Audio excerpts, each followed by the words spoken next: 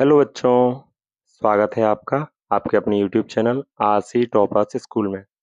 आज हम पिछले वर्ष आयोजित हुए 2024 में आयोजित हुए फ्रांस के पेरिस शहर में जो ओलंपिक आयोजित हुए थे उनके बारे में कुछ क्वेश्चंस जो कि इम्पोर्टेंट हैं उन पर थोड़ा चर्चा करेंगे। चलिए, तो पहले क्वेश्चन पे आते हैं। निम्न पर विचार करें। आपको 3 खेलों के टूर्नामेंटों के नाम दिए गए हैं। आपको तीनों पर विचार करके क्वेश्चन का जवाब देना है। क्वेश्चन है कि कौन सा शीतकालीन खेलों पर केंद्रित है। तो इन तीनों को देखकर ही आप नाम से ही अंदाजा लगा सकते हैं, केवल एक ही खेल ऐसा है इसके आगे शीतकालीन लिखा हुआ है, तो मतलब यही है जो शीतकालीन खेलों से संबंधित है। शीतकालीन खेलों का क्या मतलब है? ऐसे खेल जो कि सर्दियों के मौसम में खेले जाते हैं, क्योंकि उनको उनके लिए बर्फ की जरूरत होती है। जैसे आइस हॉकी खेलते हैं, स्केटिंग वगैरह होती है, स्कीइंग होती है, बहुत सारे कई खेल हैं जो बर्फ में ही खेले जाते हैं, तो उनके लिए बर्फ की जरूरत होती है। तो शीतकालीन ओलंपिक कहते हैं उनको, अलग से ओलंपिक होते हैं, उनको शीतकालीन ओलंपिक कहते हैं। तो भाई कौन सा खेल टूर्नामेंट शीतकालीन खेलों पर केंद्रित है? तो वो है आपका केवल 2 नंबर वाला शीतकालीन ओलंपिक। अगला क्वेश्चन अगला क्वेश्चन है, निम्नलिखित कथनों पर विचार करें। आपको 3 कथन दिए गए हैं। पहला है, मनु भाकेर ओलंपिक के एक संस्करण में 2 पदक जीतने वाली पहली भारतीय एथलीट है। दूसरा है, हरविंदर सिंह पैरा ओलंपिक में तीरंदाजी में स्वर्ण पदक जीतने वाले पहले भारतीय हैं। तीसरा है, खेल रत्न पुरस्कार पहली बार 1992 में प्रदान किया गया था और शुरू में इसे राजीव गांधी खेल रत्न पुरस्कार कहा जाता था। इन तीनों कथनों में से कितने सत्य हैं? तो देखिए, पहला वाला जो है, मनु भाकेर ओलंपिक के एक संस्करण में जीतने वाली दो दो पदक जीतने वाली पहली भारतीय महिला हैं, ये एकदम सही है। आज तक किसी भी भारतीय खिलाड़ी ने ओलंपिक के एक ही संस्करण मतलब एक ही ओलंपिक में 2 मेडल नहीं जीते थे। पहली बार मनु भाकेर ने जीते हैं, तो एकदम सही है। दूसरा, हरविंदर सिंह पैरा ओलंपिक में तीरंदाजी में स्वर्ण पदक जीतने वाले पहले भारतीय हैं, एकदम सही। आज तक किसी भी भारतीय खिलाड़ी ने तीरंदाजी में स्वर्ण पदक नहीं जीता, ये पहले खिलाड़ी हैं। अगला, खेल रत्न पुरस्कार 1992 में शुरू हुए और अब इनको राजीव गांधी खेल रत्न पुरस्कार कहा जाता है, ये भी एकदम सही है। राजीव गांधी खेल रत्न पुरस्कार 1992 में ही शुरू हुए थे और अभी उनको मेजर ध्यानचंद खेल रत्न पुरस्कार कहते हैं। इसका अर्थ है ये तीनों ही कथन एकदम सही हैं। अब आपको अगले क्वेश्चन पे आना है। अगला क्वेश्चन क्या है? पेरिस ओलंपिक 2024 में भारत ने कुल कितने पदक जीते? तो ये भी एक सरल क्वेश्चन है, ये भी सभी बच्चों को पता है। पेरिस ओलंपिक में भारत ने कुल 6 पदक जीते। कुल कितने पदक जीते? 6, जिनमें एक सिल्वर मेडल है और 5 ब्रॉन्ज मेडल है। ब्रॉन्ज मतलब कांस्य पदक है। अगला 4 नंबर का क्वेश्चन आता है, हाल ही में पेरिस ओलंपिक 2024 में कांस्य पदक जीतने वाले अमन सहरावत किस खेल से जुड़े हैं?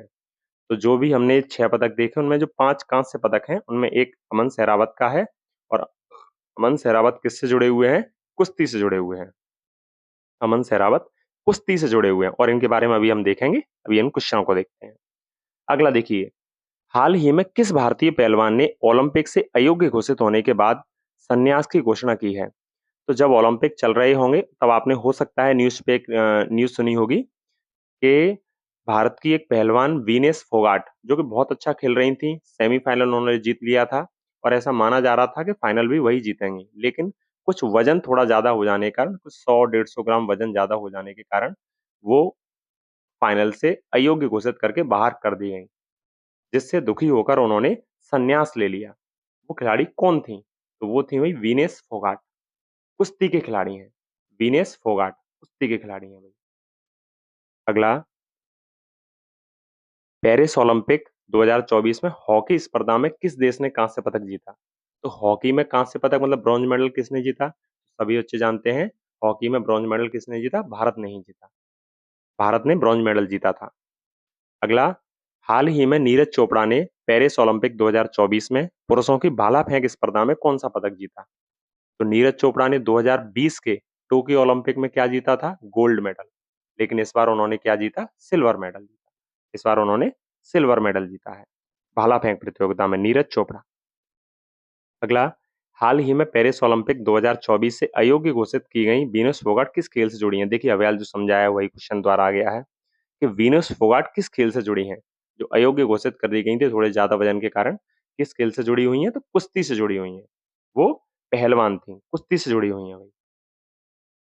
अगला, स्वप्निल कुसाले ने हाल ही में पेरिस ओलंपिक 2024 में किस खेल प्रतियोगिता में कांस्य पदक जीता है? स्वप्निल कुसाले, इन्होंने भी निशानेबाजी में ही कांस्य पदक जीता है। इन्होंने भी निशानेबाजी में ही कांस्य पदक जीता है। निशानेबाजी का अर्थ है शूटिंग, बंदूक वाला जो खेल होता है, उसमें इन्होंने कांस्य पदक जीता है। किस प्रतियोगिता में? तो निशानेबाजी में भी कई तरह की प्रतियोगिताएं होती हैं, तो उन्होंने राइफल वाली में 50 मीटर राइफल, 50 मीटर राइफल वाली होती है, 3 पोजीशंस वाली, उसमें जीता हुआ है। तो वही निशानेबाजी में ही जीता हुआ है। अगला, हाल ही में ओलंपिक का 33वां संस्करण कहाँ हुआ था? बड़ा अच्छा क्वेश्चन है। 33वां संस्करण, इन्होंने वर्ष नहीं दी है, तो आपको यहीं से समझ जाना है। 33वां संस्करण यही था जो पिछली साल हुआ है, 2024 में जो हुआ है पेरिस में। कहाँ पर हुआ है? फ्रांस की राजधानी पेरिस में हुआ। अगला, पेरिस में हुआ है। अगला, 2024 ओलंपिक के लिए भारत का सेफ डी मिशन किसे चुना गया है?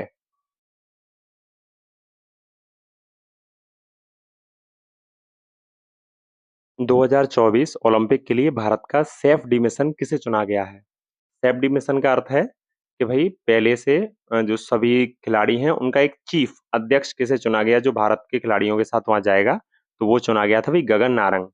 जो गगन नारंग के बारे में नहीं जानते, तो गगन नारंग भी भारत के एक निशानेबाज हैं जिन्होंने ओलंपिक मेडल पहले जीत रखा है। 2012 लंदन ओलंपिक में उन्होंने मेडल जीता था, तो वो इस बार सेफ डी मिशन बनकर गए थे सभी के साथ।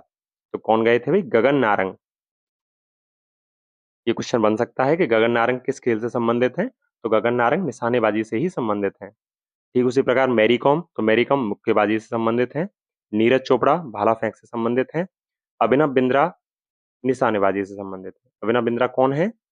सबसे कम उम्र में मेजर ध्यानचंद खेल रत्न पुरस्कार प्राप्त करने वाले पहले भारतीय और ओलंपिक स्वर्ण पदक जीतने वाले पहले भारतीय, वो अभिनव बिंद्रा हैं। अगला क्वेश्चन, अंतर्राष्ट्रीय ओलंपिक दिवस 2024 का विषय क्या है? अंतर्राष्ट्रीय ओलंपिक दिवस क्या है? तो हर साल 23 जून को ओलंपिक दिवस मनाया जाता है। क्यों? क्योंकि 23 जून 1894 को ही पहली बार अंतर्राष्ट्रीय ओलंपिक कमेटी का गठन हुआ था, तो उसी दिन को फिर तब से अंतर्राष्ट्रीय ओलंपिक दिवस के रूप में मनाते हैं। हर साल उसकी थीम अलग अलग रहती है। जो पिछले साल की थीम थी वो थी मूव एंड सेलिब्रेट। अर्थ क्या है उसका? चलो आगे बढ़े और जश्न मनाएं।